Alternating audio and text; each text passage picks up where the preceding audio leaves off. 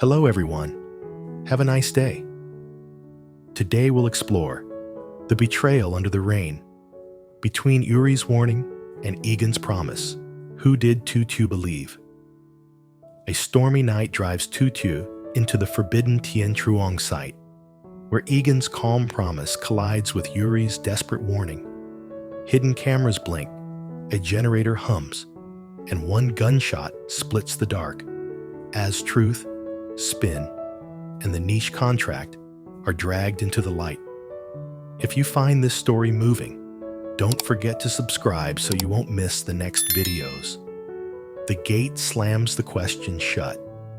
Tutu is already inside the ruined factory, rain streaming off the ribs of the roof. Breath shallow in the cold, Egan stands between her and the door, jacket pasted to his shoulders, a steady hand raised as if calming a skittish horse. "Trust me," he says softly, unwavering. From the far end of the hall, a headlight rips through shattered windows. A voice rides the storm, frayed but fierce. "Tieu, don't trust him." Uri. For one suspended heartbeat, she is the hinge of two sentences. Uri's warning, Egan's promise, each pulling a different bone. Lightning flares. On the wall near the ceiling, a tiny red dot blinks. A camera. Another answer from the opposite beam, patient as a metronome. Somewhere behind the noise, a generator hums like a low threat. The rain returns to its work, and we rewind. Hours or minutes earlier, the storm walks into the orchard like it owns the deed. Tin roofs rattle in their housings. Lemongrass blades bow and whip as if apologizing to the wind. Tutu kneels in a low shed, gathering the stalks that jumped her basket, sleeves dark with water, boots swallowing small, cold puddles. The smell is iron and wet earth. Her phone vibrates once, stutters, gives out mid-ring. The last thing the screen shows is missed call. Uri. She taps. Nothing. She taps again. More prayer than action. An engine gnaws at the rain. A headlight pours through mist, rowing closer, then cutting off just beyond the door. She braces a hand on the frame and leans out. "Tutu?" The voice is familiar, warm against the cold. "Egan?" He pulls off his helmet, rain slicking his cheekbones to clean lines. He tries a smile and almost wins. "Uri told me to find you. The creek's over the path. It's not safe." She glances at the trail she took now, a brown tongue crawling over the orchard lane. Lightning throws the world into a negative breath. A rusted sign, half buried in mud, flares up like an old wound. Kong Trinkunguihiem. Then thunder erases it, and the rain fills in the silence. "I'll take you to higher ground," Egan says, reaching. Her pocket twitches. The phone coughs up a dim mercy. One message. Letters floating on a dying light. "Don't go with him. Wait for me. Uri." "Come on," Egan urges, palm steady. "We have to move." The word she can taste but not swallow lands heavy. Trust. Uri said it on her morning step, with rain still a rumor in the trees. "Trust me. Stay home." He'd looked like he was going to add something, and then decided not to. Egan's hand is closer than the message, warmer than the warning. She takes it. They ride. Water fans off the tires. The headlight paints the flooded road in trembling gold. For a while, the turns are the orchards. Then the lines change. Trees lean in. The air gets thinner and colder. "Egan!" she shouts over the rain. "This isn't the market road." "Shortcut," he calls back, tone round with practice. "Trust me." The word thuds in her ribs. She presses the lemongrass basket to her chest like an answer she can hold. Miles away, Uri sits at his window, breath fogging a square into glass, while rain hammers applause from the roof. On his laptop, the cheap tracker he begged her to carry is a red dot skating the map until it blinks, stutters, vanishes. Signal lost. He dials. No connection. He swipes. A new message slides in, number hidden. If you want her safe, stay away from Tien Truong. For a count of 3, he doesn't move. Then all at once he does raincoat. Keys. The small revolver he hates to even own his body, already leaning into the door. His mouth shaping the name the storm will eat. Tieu, he says, and goes. Back on the bike, the lane surrenders to gravel, then to mud. The forest ribs are thin. Ahead, something bigger than trees rises from the dark. Crumbling concrete walls veined with ivy, windows gapped like missing teeth. The motor drops to idle. Rain magnifies in the sudden quiet. Egan, she says, stomach tightening. Where are we? He doesn't answer at first. When he does, it's without turning. Almost there. Lightning cracks the sky.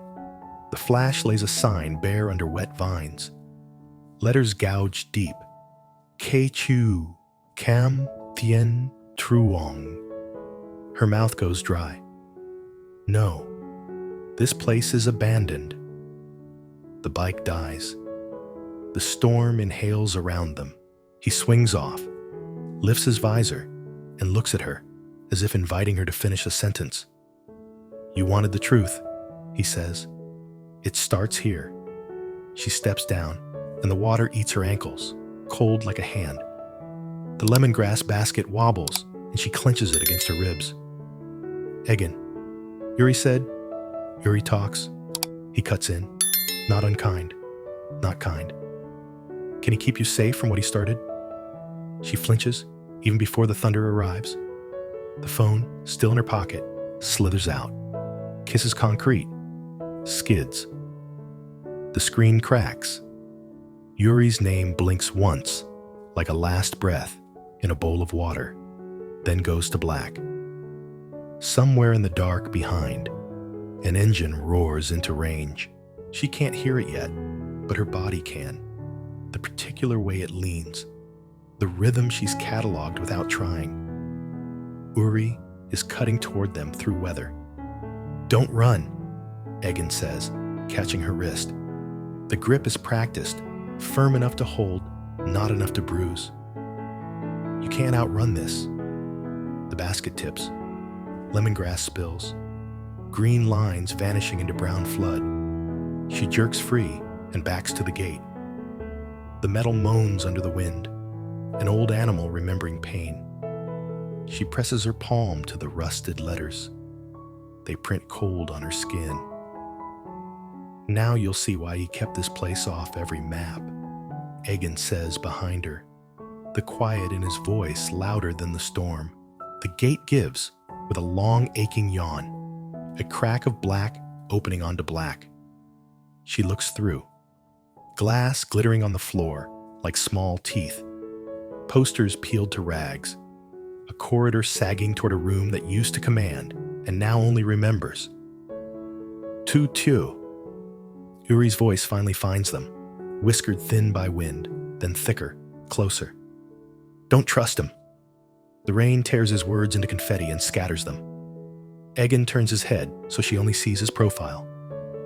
Choose, he says, not moving toward her, not away. Your feet already know. She steps through the slit.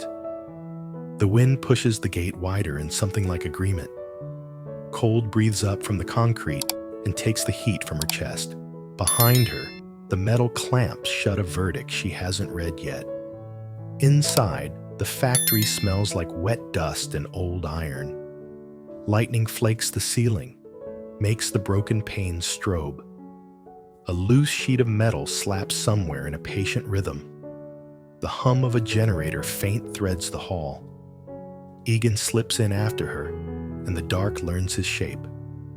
Don't close it, he says, voice level. You'll only make it worse. Worse than being lied to? She crouches, fingers finding a rusted pipe. It's heavy. Why bring me here? Because you kept asking for the truth, and Uri kept giving you the weather. He nods toward the interior. Come. She holds her ground a beat longer, pulse riding in her throat. Then she follows at a measured distance, pipe low at her side. It isn't trust, it's testing. She repeats that to herself until the words feel thin. They move under a rib cage of beams. Egan's pocket flashlight cuts a corridor into shape. Lockers peeled open like tin. A stair melted into its own shadow. A safety poster cooked to sepia on a tilted wall. The light snags briefly on a slanted office door. In here, he says, dragging the door until the rust screams. He kneels, pries a floor panel loose. Inside the cavity, impossibly dry in all this rain, sit 2 plastic cases and a wrapped hard drive. Dates scrawled across the lids in broad marker 3 years ago. Bold, unembarrassed. Ask yourself, he says, eyes on her instead of the evidence, why he told you to never come to Tien Truong. Wind slaps the window, and with it, like an answer arriving before the question finishes, Uri's headlight blooms across the far wall. Somewhere above, a red dot blinks. Another answer. The hum grows. Tu Tieu doesn't breathe. The storm fills the space where her decision should be. Outside, the orchard drowns. Inside, the truth begins. The factory answers Uri's headlight with a blink of its own red, patient, unblinking. The generator's hum fattens, threading the dark like a low threat. Tu Tieu stands between Egan's open cache and the doorway where Uri appears, drenched to the bones and breathing like he sprinted through the rain without ever once thinking to stop. Step away from her, Uri says, voice hoarse but steady. Egan doesn't flinch. He keeps one hand near the open floor panel, the other lifted at shoulder height, palm out peacemaker pose, camera friendly. Tell her, Uri. Tell her why Tien Truong had to stay a rumor and not a place. Uri keeps his eyes on Tu Tieu. Because Tuan turned it into a trap, he says, slow, each word set down like a plank. And because anything we do inside this building becomes a story he edits. Tu Tieu forces her lungs to slow. Then what are those? She asks, nodding at the plastic cases and the wrapped drive dates scrawled in marker, rain smearing the ink to ghosts. Planted, Uri says without looking. Old shells, new lies. Egan's smile is a small cut. You'd call a sunrise a light leak if it didn't flatter you. He gestures toward the high beams where a bead of red blinks. Hello, audience. Tonight's episode, the warning versus the promise. Let's roll. Lightning rips the roof open. For a blink, all 3 faces are carved from bright iron. Then the dark claps shut, and the rain takes back the room. Why bring me at all? Tu Tieu asks Egan, the pipe still low at her side. If this is about truth, why wire it like a show? Because truth falls asleep without witnesses, Egan says simply. And because you were always the missing shot. Tieu, the one who makes people believe what happened here matters. The word believe hits too close. She feels the morning again. Uri on her step, rain still a rumor, his mouth opening on a sentence he didn't finish. Trust me. The pendant weight of it returns. Enough, Uri says, and steps closer. Leave with me now. Egan kicks the floor panel shut with the heel of his boot. Tell her about Niche, he says softly, like a friend offering a reminder not to forget your keys. tell her about the contract to shape the public narrative, about how your initials touched a document to spin load calculations into bad weather. The word lands like metal. Tu Tieu looks at Uri. He doesn't look away. It was a hold, he says, a draft. I initiated to get a slot if the case went public, so we could publish our footage alongside, not against it. I tore it up, before it mattered. And the footage? Egan tilts his head. Where is it, editor? Off-site, Uri says. Hard copy, analog, the kind that doesn't blink. Egan's gaze flickers toward the red dot, as if he knows a camera can't help but stare. How convenient. Wind hammers the broken panes. The generator coughs, catches. The blink keeps blinking. Somewhere, a loose sheet of metal ticks a slow count. Tu Tieu, Uri says, softer now, including her, like she is the weather that decides the harvest. I flagged this site's numbers 3 years ago. Tuan's office ignored them. A storm took a wall. Not people, thank God, but families lost weeks of work, and the company buried the report. My sister and I tried to bring it to light without burning the workers who'd pay for closure. We failed the perfect version. I won't fail the true one now. Egan takes one step, not toward Uri, not toward Tu Tieu, toward the idea that's about to move. He will always choose the cut that flatters his conscience, he says. He will always call that mercy. The room tightens, a muscle around a fracture. It's the smallest decision that tips it. Egan slides his boot. The floor panel shifts. Uri reads it as a move. He surges, shoulder to Egan's chest, fast, hard, human. The pipe in Tu Tieu's grip clatters away, ringing out like a bell. They hit the concrete with the violence of people who believe they're each saving someone. Elbows, breath, a grunt. Uri drives Egan back. Egan twists, grabs fabric, yanks. A high wire slurs a ribbon of sparks. The red blink winks once, twice hungry. Stop. Tu Tieu's voice cracks and carries. No one does. Truth rarely stops the first time. Her fingers find the generator by the sound of a squat hum hiding behind a half wall. She palms the cable bundle, feels the rubber, the heat. Don't, Egan pants, and for the first time there's a plea in it. It only gets darker from here. Then see me in the dark, she says, and kicks the trunk. Cables tear free. The room inhales, then the lights die like a line yanked from a page. For one stunned second, the storm outside becomes the whole sound. Then a single shot stitches the dark. Silence, except for rain. Then time returns. Lightning floods the hall with hard white Egan on one knee, palm to his shoulder, jacket blooming a darker wet. Uri standing, both hands out, as if he could rewind the last second by refusing to grip the gun he dropped. I told you to stop, Uri says, voice broken against the wind. Egan exhales a laugh that hurts to hear. Still, he coughs, red at the corner of his mouth.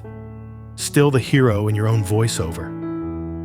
Sirens start somewhere beyond the orchard, thin at first, then winning the argument with thunder. Heat licks the air. The generator gives up badly, a corner of the hall blooming orange. The cameras blink their last, drowning fireflies. Uri doesn't look at the door or the smoke. He looks at Tu Tieu. We have to go. She nods, but her feet don't move yet. She looks at Egan, who looks back, eyes bright with pain and something more complicated than malice. He tips his chin, a small, stubborn pride. Ask him, he says, voice going soft around the edges, about the morning after the wall fell. Ask him if he walked away from Niche because he found a better truth or because he found you. The sirens swell. The roof makes a sound like an old animal deciding it's done. Smoke drops the ceiling. The decision chooses her. Both can be true, Tutu says, but I'll watch what he does, not what either of you says. She steps to Uri. He doesn't grab. He offers. They move. Bodies knowing the route faster than minds do down the ribbed hall, through steam and smoke, under a beam that complains and then gives. Behind them, Egan levers himself to the doorway, a shape punctured by lightning. You can't outrun water inside you, he calls, quieter now. Outside, the rain feels like relief. They run until the factory becomes a red throat behind the trees, coughing its last into the sky. Uri's bike leans at the fork, patient in weather. They stop beneath the street lamp that can't decide whether to live. Water pours from their sleeves, their hair, their doubt. Uri lifts his hands like he's afraid to touch a museum piece. I should have told you everything sooner, he says. I thought keeping you far from this would keep you whole. And it kept me blind, she answers, not cruel, just true. He nods, accepting the bruise. Then here's everything. We go back tomorrow, after the rain, to the family's first. No cameras unless they ask. We show what we have. We listen before we speak. We don't cut the parts that make me smaller. And niche?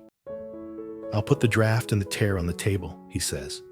The dates, the emails, the parts I'm not proud of. If I lose work, I lose work. I won't win by hiding. The storm climbs down a rung. Somewhere in the orchard, a night bird insists on singing through bad weather. Between your warning and his promise, Tutu says, breathing out the title they've been living. I won't pick a word. I'll pick a person.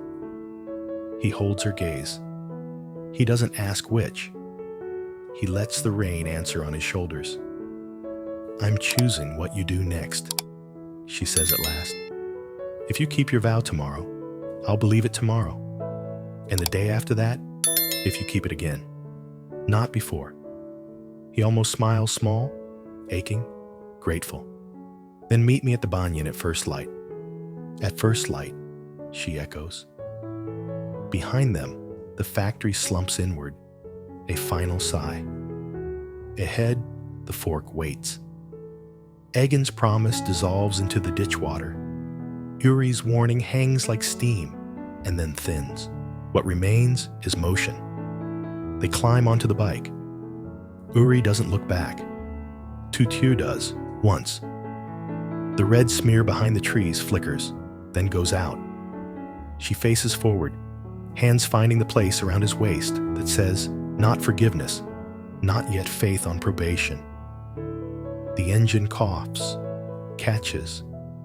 The road is a black ribbon rinsed by rain. They lean into it together. Two silhouettes in a night that is no longer choosing sides, but waiting to be shown. Một cơn bão dữ dội đã nhốt Tử Tiêu trong vườn cây ăn quả cho đến khi Egan đến, nói rằng Uri đã cử anh ta đến. Mặc dù đã nhắn tin cuối cùng đừng đi với anh ta, cô vẫn nắm tay Egan và được dẫn đến nhà máy thiên trường bỏ hoang. Bên trong, ánh đèn ghi âm màu đỏ cho thấy một sự sắp đặt kho lưu trữ, một máy phát hiện đang kêu lô vo vo và một câu chuyện đang được ghi lại. Uri xông vào cảnh báo rằng Tuấn đã gian lận nơi này và bằng chứng đã được cài cắm. Egan phản bác rằng bằng những cáo buộc và công việc trước đây của Uri và một hợp đồng được soạn thảo để che đậy vụ sụp đổ 3 năm trước. Một cuộc đấu tranh nổ ra, Tử Tiêu ngắt nguồn điện, một tiếng súng vang lên sau đó và Egan bị thương. Tiếng còi báo động vang lên khi ngọn lửa bao trùm hội trường. Bên ngoài, dưới cơn mưa và sự nghi ngờ, Uri thừa nhận sai lầm nhưng thề sẽ sửa chữa minh bạch khi trở về với gia đình, trình bày các tài liệu. Không chỉnh sửa nào có thể lấy lòng anh ta. Tử Tiêu không chọn lời nói mà hành động, niềm tin được xây dựng từng ngày.